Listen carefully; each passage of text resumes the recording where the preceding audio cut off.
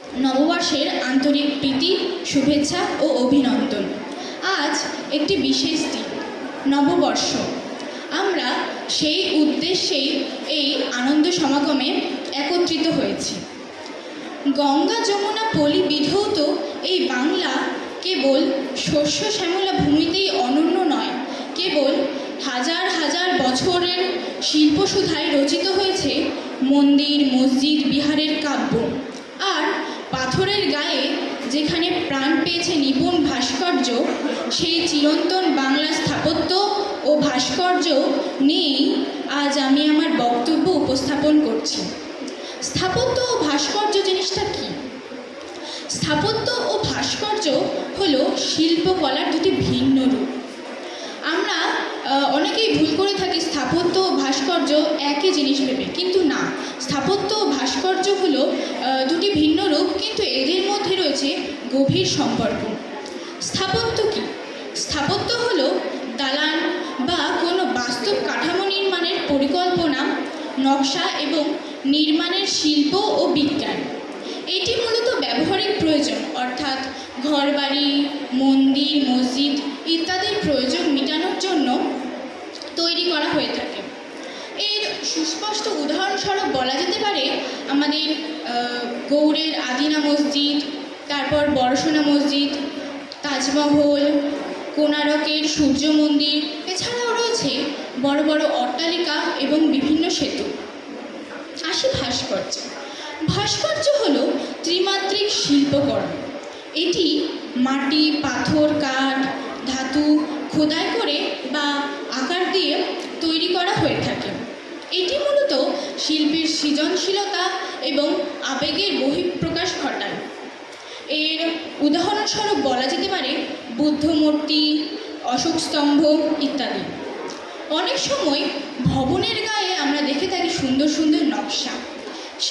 সেগুলোকে একত্রে আমরা স্থাপত্য ভাস্কর্য বলে থাকি, কারণ সেখানে স্থাপত্যেরও নিদর্শন হিসাবে পাওয়া যায় সেই সুন্দর ভবনটি এবং ভাস্কর্যের নিদর্শন হিসেবে পাওয়া যায় সেই ভবনের গায়ে খোদাই করা নকশা।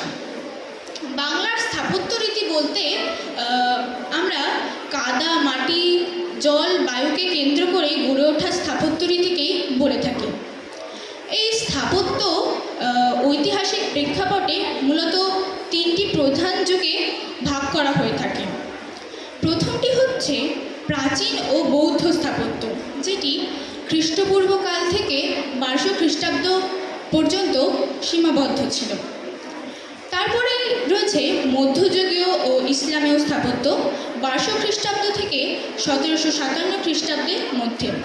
এটির মধ্যে উল্লেখযোগ্য দুটি রাজকর্ম হলো সুলতানি আমল ও মুঘল আমল। আধুনিক ও ঔপনিবেশিক স্থাপত্য হচ্ছে তৃতীয়তম ভাগ। এটি মূলত 1757 থেকে বর্তমান কাল পর্যন্ত রয়ে গেছে। প্রাচীন আমল থেকে আধুনিক কাল পর্যন্ত স্থাপত্য রীতির যে পরিবর্তন ঘটে গেছে তা চোখে পড়ার মতো। মগধ ও পাল আমলে বৌদ্ধ বিহারের যে নির্মাণশৈলী আমরা দেখি, তার মধ্যে অন্যতম হল পাহাড়পুর বৌদ্ধ বিহার। মধ্যযুগ ও ইসলামীয় যুগে বাংলার স্থাপত্যে এক নতুন মাত্রা যোগ করে। সুলতানি আমলে ইটের তৈরি বিভিন্ন চমৎকার মসজিদও দেখা গেছে। মুঘল আমলে জামা মসজিদ হলো তার উল্লেখযোগ্য একটি উদাহরণ। এরপর আধুনিক ও ঔপনিবেশিক যুগে আমরা দেখে থাকি সেই ভিক্টোরিয়া মেমোরিয়ালের কথা, এবং সেটিতে রয়েছে ব্রিটিশ ইংরেজ শাসকদের বিভিন্ন নতুন নতুন পাথরের উৎপত্তি এবং ইউরোপীয় শিল্পের ধাঁচও আমরা সেখানে দেখে থাকি। এবার আসি বাংলার ভাস্কর্য শিল্পে। এই শিল্পের ক্ষেত্রে বাংলার পাল ও সেন আমলের কালো পাথরের মূর্তিগুলো শিল্প সংগ্রহকারকদের কাছে একটি গুরুত্বপূর্ণ জিনিস। এছাড়াও আধুনিক যুগে আমাদের ভাস্কর্য শিল্প নিয়ে এক নতুন বিপ্লবও দেখা গেছে। মহান মুক্তিযুদ্ধকে কেন্দ্র করে গড়ে ওঠা অপরাজেয় বাংলা, জাগ্রত চৌরঙ্গী কিংবা স্মৃতিসৌধ আমাদের ত্যাগ ও বীরত্বের প্রতীক। এই ভাস্কর্যকেও ব্যবহৃত উপকরণ ও শিল্পীর ভিত্তিতে 4 ভাগে ভাগ করা হয়ে থাকে। 1 নম্বর হচ্ছে প্রস্তর ভাস্কর্য। এই প্রস্তর ভাস্কর্য পাথরের গায়ে যে খোদাই করা নকশাগুলো থাকে সেগুলোকেই মূলত বলা হয়। এর সুস্পষ্ট উদাহরণ হিসেবে বলা যেতে পারে ইলোরা ও অযোধ্যা গুহার লেখচিত্রগুলোকে। মৃৎ ভাস্কর্য বা টেরাকোটা, যার কথা না বললে বাংলার শিল্পকলার কথা অসম্পূর্ণ থেকে যায়। এই টেরাকোটা দেখা যায় মূলত বাঁকুড়ার বিষ্ণুপুর এলাকায়। এরপর আসি ধাতব ভাস্কর্যে। ধাতব ভাস্কর্য হলো বিভিন্ন পাত বা ধাতুকে পিটিয়ে বিভিন্ন নকশা তৈরি করা।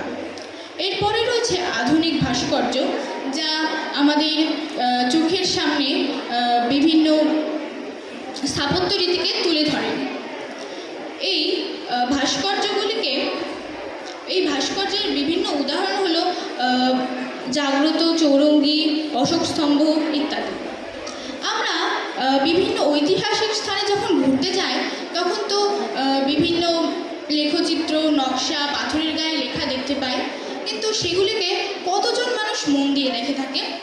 তার মধ্যে 90 জন দেখে থাকে যে একটা লেখচিত্র বা কোনো কিছু লেখা আছে, তা সেগুলো তো ইতিহাসের জিনিস, আমরা জেনে কী করব। কিন্তু সেই 100 জনের মধ্যে যে 10 জন আছে তারা সেই লেখচিত্র নিয়ে বিভিন্ন গবেষণা করে পরবর্তীকালে তার পরিপ্রেক্ষিতে বিভিন্ন আমাদের তথ্য দিয়ে থাকেন।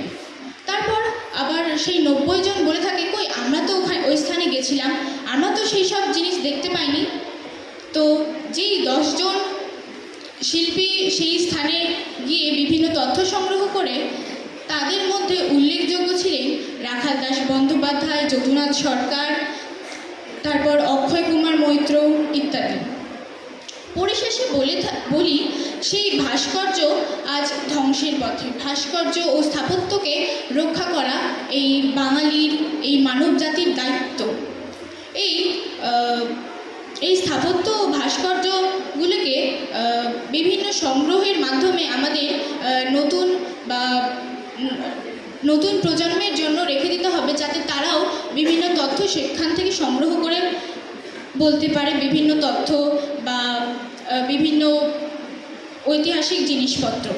পরিশেষে আমি বলি যে বাংলা আজ বৈচিত্র্যময় হওয়ায় উন্নতির এমন এক শীর্ষে পৌঁছেছে যে পৃথিবীর এমন কোনো স্থান নেই যেখানে বাঙালিরা নেই, সে চাকরির সূত্রে হোক বা অন্য জিনিসে।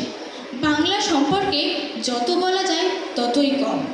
আমি বাঙালি হিসাবে অত্যন্ত গর্বিত এবং চাই প্রতি জীবনে যেন এই বাংলাতেই আমার জন্ম হয়। এই বলে আমি আমার বক্তব্য শেষ করছি। ধন্যবাদ এবং সকলকে জানাই আবারও শুভ নববর্ষ।